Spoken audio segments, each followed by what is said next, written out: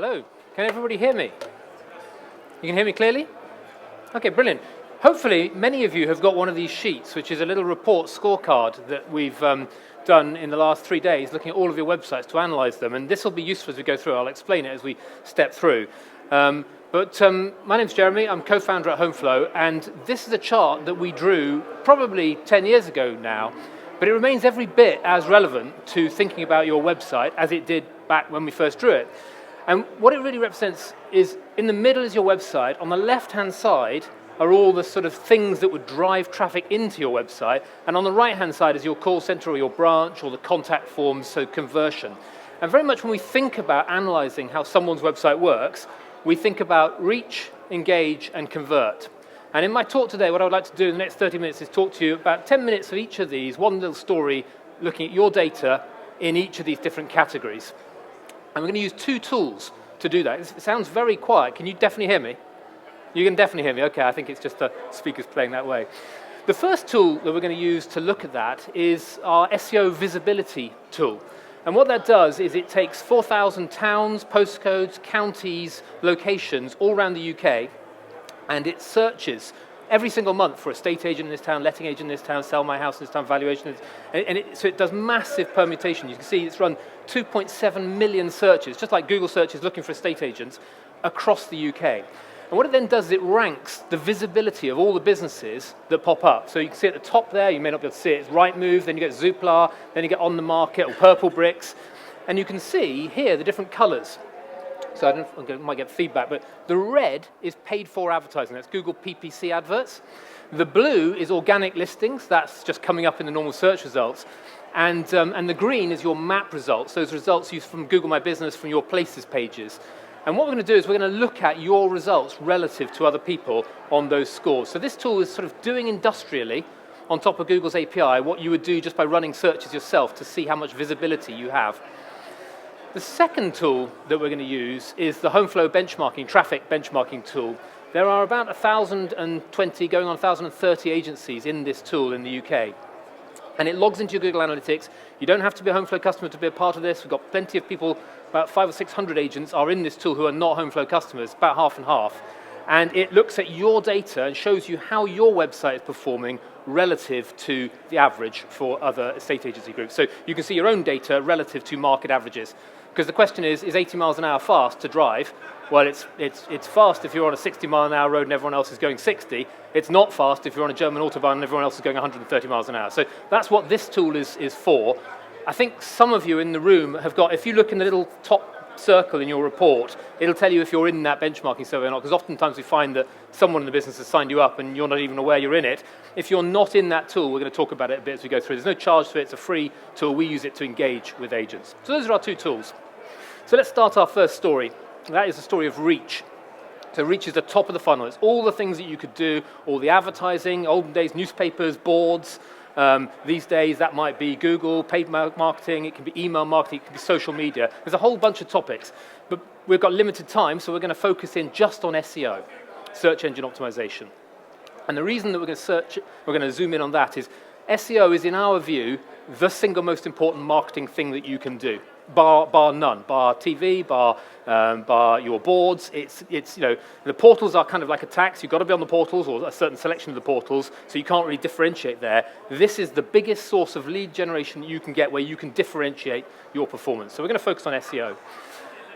And that means we need to understand a Google search results page. Now, you've obviously all seen them. This is a search for estate agent in Manchester that I ran yesterday. And the top of the page is adverts. And Google has, over the years, blended those adverts in more and more smoothly into the organic results. As they've got better and better at making the adverts relevant, they've got more and more confident at pulling them in alongside of the organic results. So that's topic number one in red. Topic number two is the map results in green. And that is from all your locations, from where you have offices. There's not an awful lot you can do about that other than gaming the reviews capability of your website. You basically need your domain authority plus the fact you have a physical office gets you ranking. And then you come down to the organic results. Still the most traffic position on the page is the top organic slot on the page. And so you can see here that would be in Manchester, Reeds Rains, followed by Philip James, followed by Thornley Groves, etc. So that's the organic results. And we're going to spend most of our time focusing on organic results. Biggest type of marketing you can do. So here's our first chart. This is just the total national exposure of all of your websites, just the people attending the conference today. And all this tells us is that big agencies, groups, if I look at those names there, that's Hunters, Leaders, Romans Group, Winkworth, Savills, Martin & Co, Dexter's, Hamptons, YouMove, those are the Goliaths in the market, and they have massive exposure. And the reason they have massive exposure is they've got massive office networks and a lot of weight behind them, heft behind them. You can also see that the blue, the organic results, is still got the most exposure. The most visibility is coming from the organic results. They get more listings in organic results. But that's not any good if you're a single branch independent. So what we've done in this survey is we've taken your data and we've divided, so your numbers on your charts will add up to these numbers in a minute. And don't worry about your reports just yet, because we're going to look in each aspect in detail. But we've taken it, we've divided it by your branch count. So if you have 200 offices, we've divided your exposure by 200. If you're a single office, your exposure is your exposure. And on your sheets, the numbers you're looking at, these ones with the little slashes behind them, the top number is your total, just absolute exposure. The one below the line is your exposure per branch. Now, we've done this quickly. We've got some of your branch counts wrong, I'm sure. We'll be telling some people they're 8 offices when they're actually 7 offices or 9 offices. So, we've done this over the last 3 days. So, I suppose what we're trying to do here is say, open your eyes to the possibilities of what we can analyze, and then come and chat to us, and we can look at it in a bit more detail, basically. So the question really is, are you on a per office basis, when you add together your 3 bottom numbers, how far up this curve are you? But I think what we'll do is we'll start by diving into organic search. So this is just the blue now, and those little orange bars, they're home flow customers. So in fact, in the back there, Fiona, that's Hamptons there, that big orange golden bar there with 90 odd offices, and the guys who are bigger have got double the office count. So it's just showing just how big the traffic is on those websites. And if we look at that data on a per office basis, this is the first number that you should really compare where you are. So you're looking at the blue box on your chart, the bottom bit of it, and seeing how far up you are as the first indication of, does my office have good visibility on Google or not? Okay, so the other aspect people worry about is they say, am I in slot 1? Am I in slot 1? I want to be in slot 1, I want to be in slot 1, or maybe slot 2 or slot 3. So this is a ranking for everybody in the room where they are. Now you'll find this ranking, your search engine position, as the second blue box. So on this one here, I've got 5.1, so I would be right about there. Maybe I shouldn't walk in front of the speaker. Now, people will say, well, okay, I want to be in slot 1. I want to be absolutely in slot 1. And there are a good 20 agencies here. If you've got a 0 in that slot, there was no visibility in slot 1 when we ran a search. And you may say, well, actually, when I run a search, I see myself. That's because Google personalizes your searches to you. But for an average customer running searches, at least 20% of the agents are just not visible. They aren't doing this form of marketing at all. And then you can see that as you go up the mix, you get more and more listings. Now, we think this is your sweet spot in the middle. And the reason is because, let me just explain the reason and it'll become completely apparent. If you think about your homepage is most, if you're a single branch independent, is your sharpest implement. It's got the most domain authority on it. It's the most likely to rank in slot 1. So for most agencies in a small town or village with only 2 competitors, that's the shape of their SEO profile. And then deeper pages, maybe your properties for sale in Aldridge or your branch in Thornley Green or wherever it might be, might rank in slot 2, slot 3, slot 4 as you drive down. Some businesses don't have adequate domain authority to punch through at all. Those are the invisible businesses, the 20 that were at the end of that chart. And some businesses, conversely, when they get their SEO working a bit better, start to rank in the nearby town, the nearby villages, or towns where perhaps these guys are in Paignton, right? So you might find you might rank in Gampton, or you might rank in Broadsands. You might start ranking in surrounding hamlet, village sort of areas.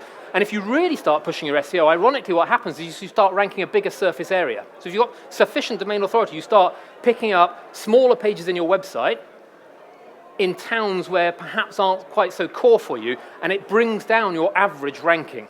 So I guess the point is these stories are quite complex, and the tool that I was talking to you about can build you an individual company page. I'm going to tell you how you can get that company page in a minute. And that will rank for you and tell you in which towns are you in slot 1, month by month by month by month. It tracks it for you so that so you can sort of see how you're doing with your efforts on search engine optimization.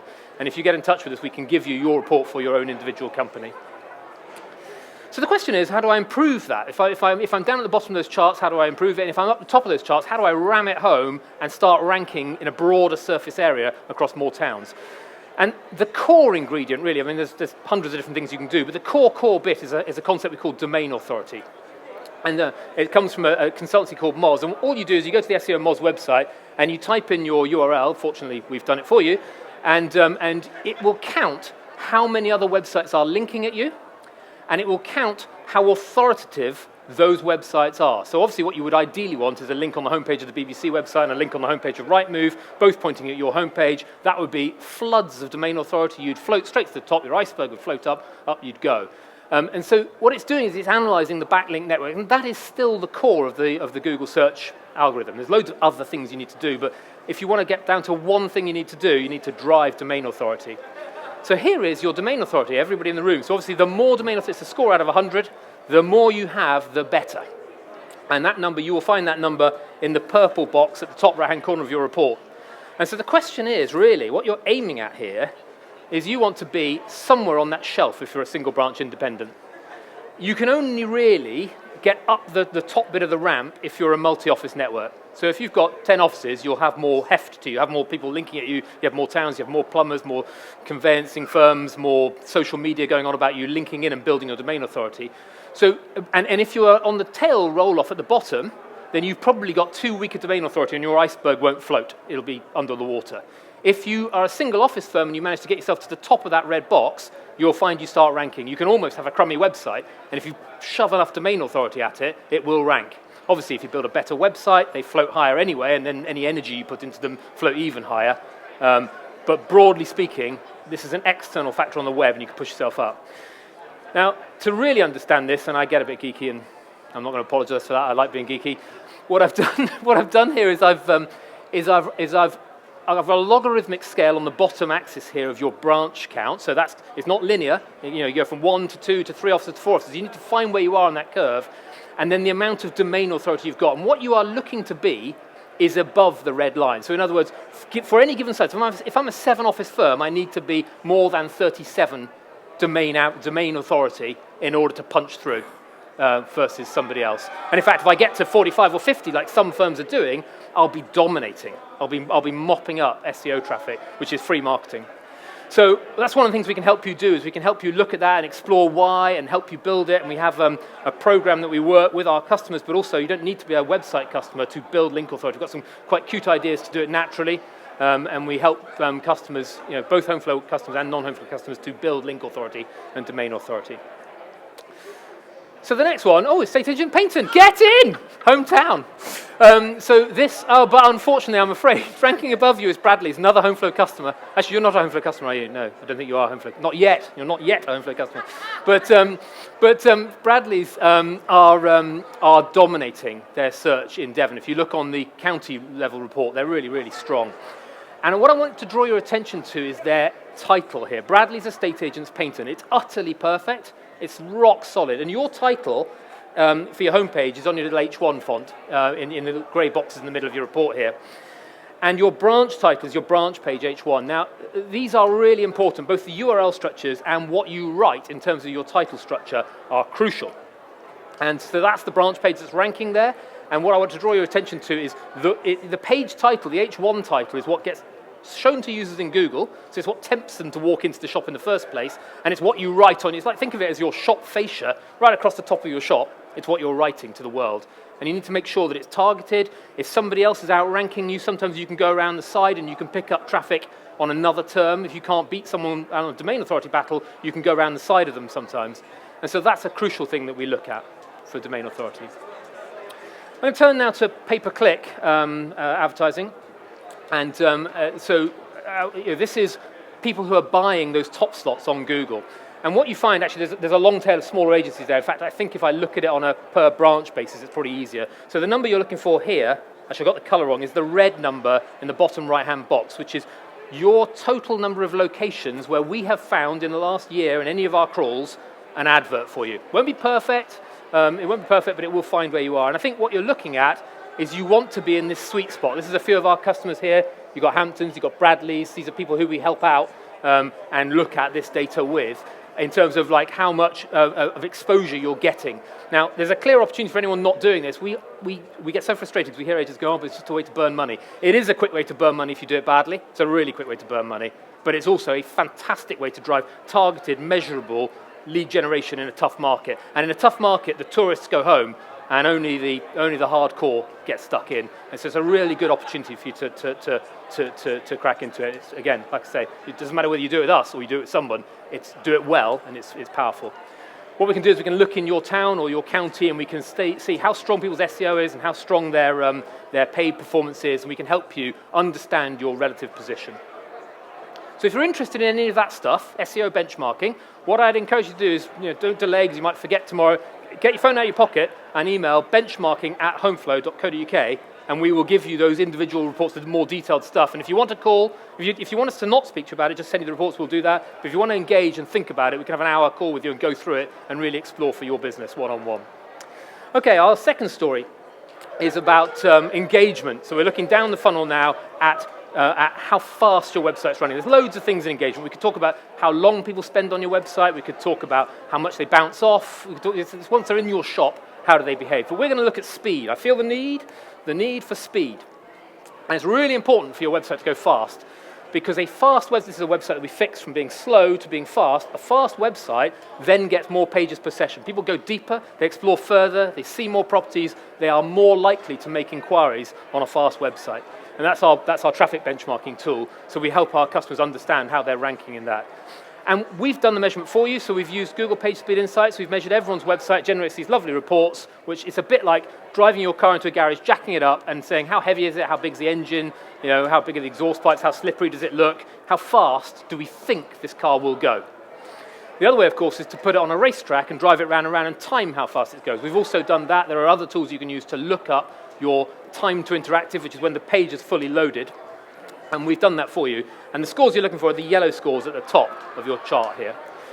So here's scores on the doors. This is how everybody in the room ranks. And I'd say anything above 35 in terms of your speed score. So, can't make it up. It's just the data that's speaking here. Anything above 35 is rock solid. See all the HomeFlow customers there in that rock solid band? Anyone who's above 75, and this is the mobile speed score rather than the desktop speed score, which is probably the more important these days, it's something is either exceptional or gone wrong. And I'm going to demonstrate that because the very quickest website in the room, I don't know if are they in the room right here, or are they downstairs eating lunch? Go Haven. Shout out. Well, Go Haven, ironically, has a relatively old website, and it's not mobile optimized, doesn't have any JavaScript on it, doesn't have big images, doesn't run video, it's not very heavy, it's super lightweight, so it's like a little go-kart. So no wonder it whizzes around the track. And I suppose the point I'm trying to make is it's a balance. It's not necessarily, speed is not an absolute thing. You have to balance it against what you're trying to achieve on your website. You need to keep both in mind. Go for it. Where is it better to spend your money, on the website or the SEO optimization on elements? So the question is, where is it better to spend your money, the website or the SEO optimization on top of your website? Our view is you should work on the foundation block, because all of your marketing feeds into that. If you get it to be higher conversion rate, but SEO is the biggest form of marketing that drives stuff to it, so they're kind of both really important. But if you were going to do one, and you only did one, I'd say get your website foundation block right, because actually, by doing that, you actually improve your SEO anyway. The second fastest was Hudson's Property. We made a mistake in the report. We looked at the wrong website. They actually have Hudson and Hudson's Property. I don't know if Hudson's are in the room, but the good news is you're also ranking really fast on your actual website too. Not as fast. It's not like right up the top. In fact, Hudson's sit right on this joint on this next one with page load time. So this is the measuring your cars going around the track. So this is the speed, the absolute speed score to fully interactive. And you can see the spread of our customers within that. You want to make sure you're under 10 seconds, and you ideally would be under 5 seconds. That would be really, really zippy. That's how that's the output, if you like, for how well the website's going. That's the speed scores. Anyone who's up in that top third there, you've got a significant issue with your website performance. That will be having a significant impact on your SEO, which will be having a significant impact on your market valuations, and therefore the houses you've got on the market. I mean, it's a direct connection between getting this right and making money. This is not academic, this is not geeky, this is driving your business. This was the quickest.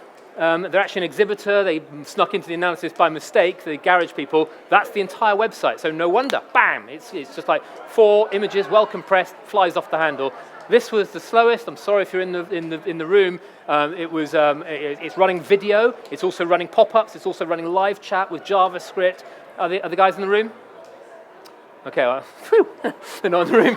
The point about it is, you do have to. The point I want to make really is it's a beautiful website and it's got tons on it. It's heavy.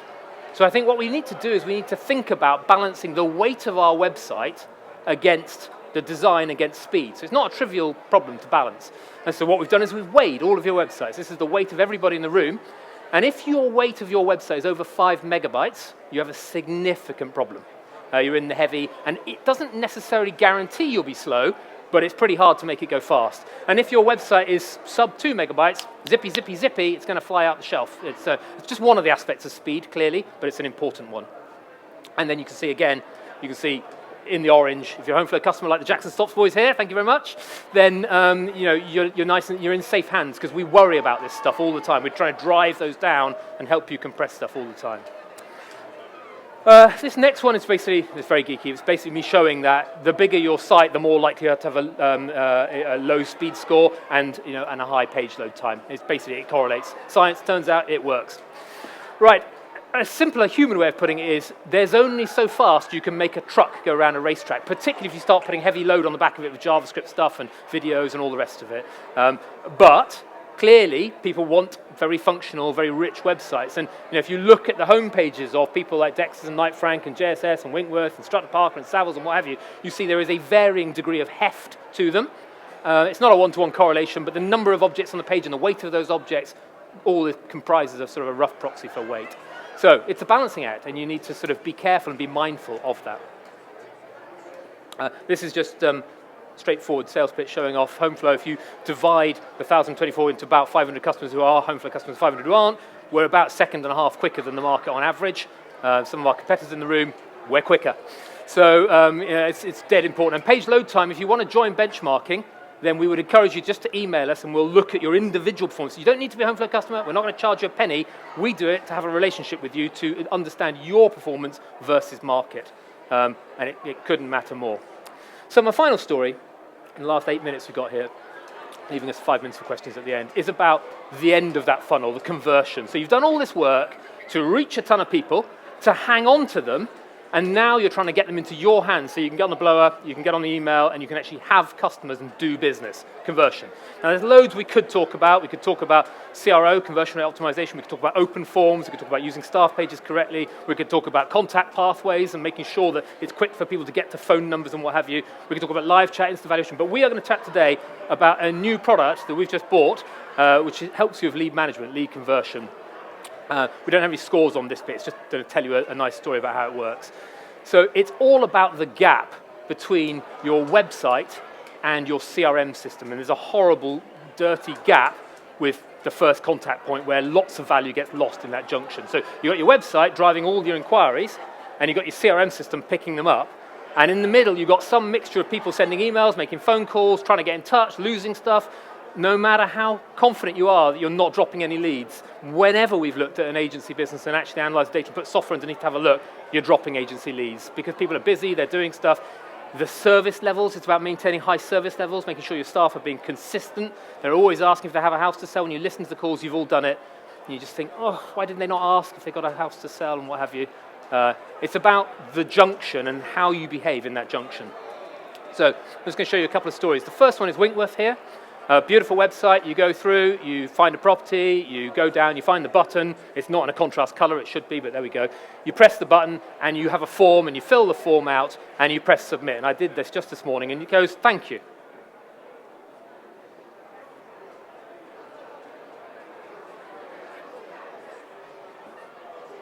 Would you do that in branch? Someone walked in and asked you for the details of the property. Would you go, yeah, fine, what's your name, what's your email? Thanks.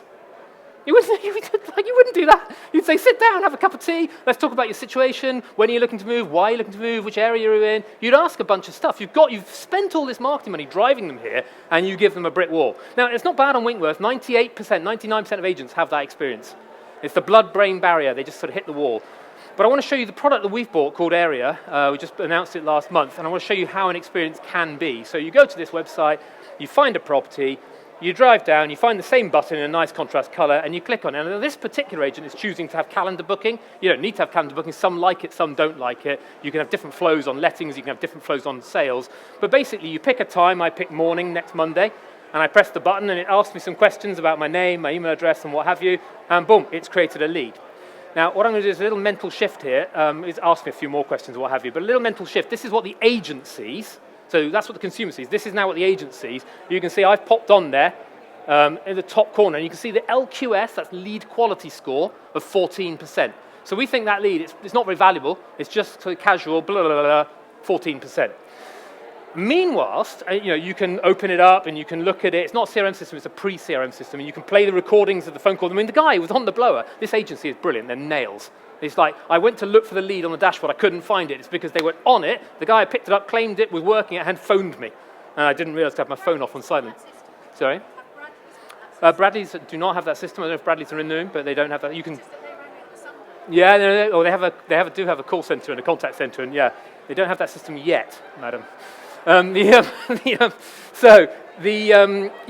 the consumer is being asked some more questions. So we've got the consumer, right? We've grabbed them. We've got hold of them. You're busy dealing with them on the phone, but the system is underneath helping you, making sure if you've got a house to sell, do you want help financing his purchase? And if you answer some questions, it asks you some other questions. And you can program all of this. You can decide what questions you want to ask, and you flow straight on through, and before you know it, you're sort of confirming your status, and you're filling out, and it asks you in slices, so that if you fall over and you get tired on the third slice, doesn't matter, we've got a bit more, we've worked them up the scale. And ultimately, what it does is it says thank you, and you finally do hit the end of a flow. In fact, you can configure whatever flow you like. And when you go into me, you can now see the system has already worked out a ton of stuff. Now, some agents like to ask them the questions in person, some like to have the system and their people asking them. Some on lettings just want to shield the questions for there's too many leads, so I want to shield it. So, there's different uses of it. But you can now see, actually, if you look at the LQS, in fact, if I skip forward a couple, you can see I pop back in here, and all of a sudden my LQS has jumped. I've now got a calendar appointment in there, I've filled out the survey, and my LQS is now 53%. I didn't fill out all the questions, I've not fast-tracked, there's a couple of other things you can do as well. So what this thing is doing, basically, and you can program the flows and build your own flows in it, and it's the nicest of these systems on the market. There are various systems that do it, but what it's doing is it's closing the gap and guaranteeing you don't drop any value through that gap. Because in a tough market, and we may have a tough market for the next couple of years, you've got to make bloody sure you don't drop value in the gap. You cannot afford to be dropping value in this climate. It also helps shield you, and it helps automate. So if you're not going to try and survive on a smaller team to make costs meet, this can actually be doing the work of some of your team members. It can ensure that level of high quality of service. You can make sure no one's hiding in the shadows. You ensure your level of service as a small owner-managed business or as a massive, great big empire. You can just ensure that you're giving fantastic customer experience to every customer that walks through the door. So we are 27 minutes into a 35-minute talk. If you have been interested by anything that we've said, then please pick up your phone and send us an email to, if you're interested in the stuff I've just talked about there, send it to info@homeflow.co.uk. If you are interested in the benchmarking, email benchmarking@homeflow.co.uk. Or if you found our talk interesting, then come and chat to us in the break, and and we'll get in touch and have a little look. I think that's everything I'd say. I've left myself just a couple of minutes in case there are any questions. Anybody got any thoughts or questions? Stunned silence. Yes, madam.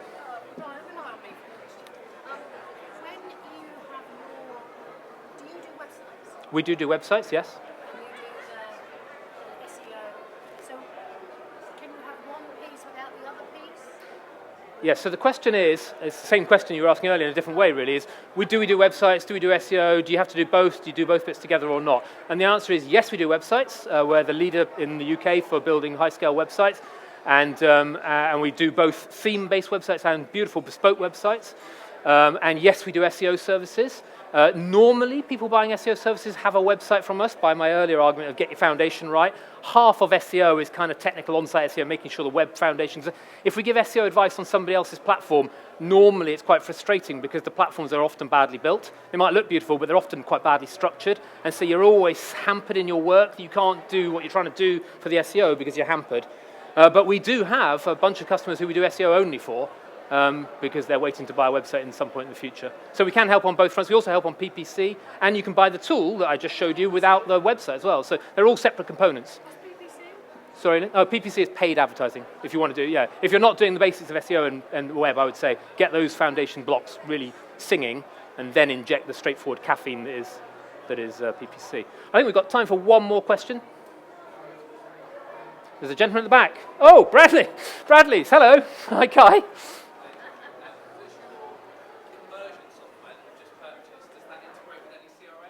So the question from Kai at Bradley's at the back is, does the software that we just looked at integrate with any CRMs? And the answer is yes, it does. At the end of that process, they flow straight into Repit via Foundations. They also flow into MRI, and there are integrations coming with a couple of the other CRMs at the moment as well. But in your instance, where you're a Repit user, it will flow straight through from website right the way through that process. And indeed, it works on portal inquiries too, Rightmove, Zoopla, on the market. All of it's channeled in. You can shield on the lettings. I know you and I spoke about this a couple of years ago, and you know we've been trying to work towards this for some time. And we had a bit of scan of the market, and this was easily the best product that we found out there when we looked at all the different providers. So yeah, it does go straight to Repit. Folks, we've got one more. Just a quick one, sir. Does it appear somewhere different in your CRM? So you've got a lead inquiry for the house. Is it flagging it up somewhere else that house might be?